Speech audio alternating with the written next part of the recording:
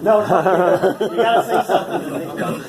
So as you guys can guess, as Brenda said, we traveled a few places around the world together back in the day until I got bumped by this young and anyways, a friend of mine recently wrote on Facebook, he said, if there was a nuclear disaster that happened on the planet and the whole planet, your show is going to air someplace on TV somewhere. And it really is amazing for me because really all I wanted to do was stay in shape and help people stay in shape.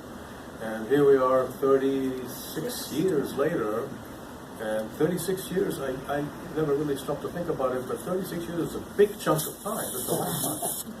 And it's just amazing. And so, first of all, I'd like to say thank you very much to John Figuarelli and his family there that I've known since 2007. A while before 2007, I get a call to my office, and Secretary, there's some guy here, he's claiming he wants to get you to the Fitness Hall of Fame. I said, hang up the phone. Somebody wants money. So anyway, but he was insistent, and eventually I got to see that this is really something special that John created here to commemorate fitness and people who have contributed to fitness in the nation and throughout the history here of the United States. And I'm very proud to be a part of it, really. Thank you very much for the honor. I had the opportunity, obviously, to go to Hawaii, back in the early 80s, after doing quite a bit of exercise and fitness in LA. Some of the people that have been on the show over the years have been, I'll start with Jack LaLanne, and Elaine LaLanne. He was on my show when he turned 80. My first appearance on TV was on the Jack LaLanne show back in 1982. That was a year before he ended his run as a fitness show. So I got my first chance to be on television in the U.S. on the Jack LaLanne show back in 1982. And in 1994, I brought him to Hawaii with Elaine, and he did 5 shows with me back then. Arnold Schwarzenegger was on the show. I did a book with him back in 1980, and he picked me as the model for his book. And that was a friendship. He came to Hawaii to shoot with me in 1984, also shot a bunch of shows with me. Joe Theismann, who was a spokesperson for ESPN at the time, he came and did a bunch of shows with us in Hawaii. And of course, Brenda Dycraft, whom you guys know from HSN and QVC, she did a bunch of shows with me as well. And we did a couple of projects together back in the day. So it's been a really an amazing career. I mean, for me, I look at life and I'm going, wow, I feel like I'm just getting started. And here I am getting an award for somebody who was half dead. Oh, come on. Okay, thank you, John. I got a workout to do in the morning. Yeah. Anyways, my parents, I wish they were here because they were here with me in 2007. Unfortunately, my mother passed away 3 months ago in Israel. She was those of you who know the show, she was a big part of my show. I always like to say that she was the star, I was the front man.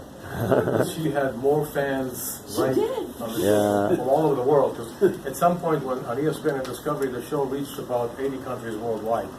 So sometimes I was in Nepal, for example, years ago, and I was walking in the mountain in some remote region, and somebody walks down the mountain and says, "Hey, hi Gilad, how are you doing?" Who's this guy? I'm in the middle of nowhere. So the show really has been in 80 countries worldwide.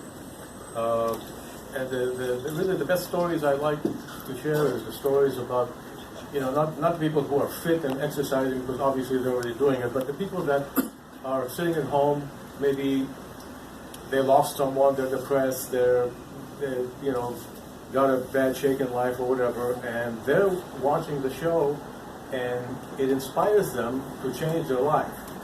And to me, that is the joy that I get out of it. Right here we have a gentleman who came to see me tonight, Mike Harrington. He's lost, 200 pounds? Over 200, yeah. 200 pounds, exercising and getting his head together and his body together. goes together, right? Absolutely. That's right. Usually. Usually.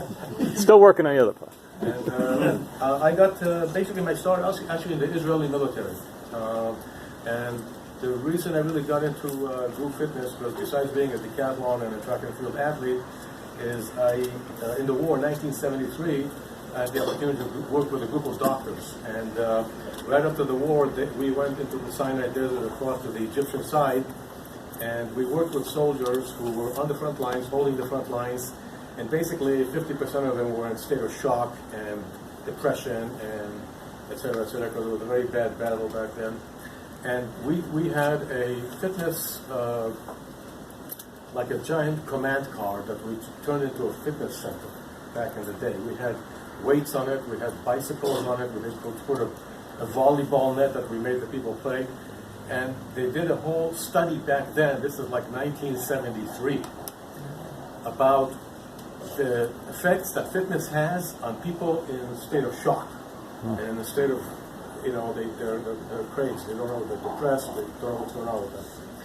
And the results were amazing, because every time we would show up someplace and we would take this group of soldiers that were basically numb, and we'd give them fun stuff to do and exercise and volleyball and create different games between the different units, and we would leave and they'd all be laughing and happy and crying. So fitness is something that you guys all know is something that if you make it part of your life, it's something that's lifelong, and it changes moods, it changes people's chemistry in the brain. It does 100,000 different things.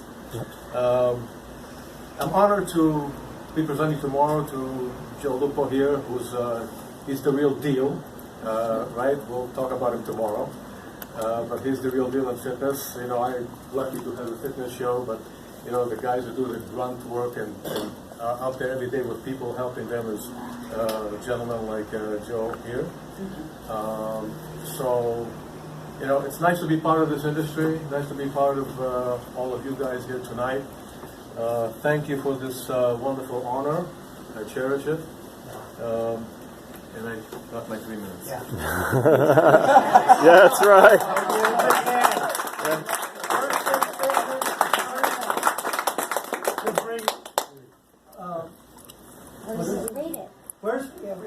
First person to host a national television fitness show on location from Hawaii. First person to do that. We're proud of you, so I thank you so much.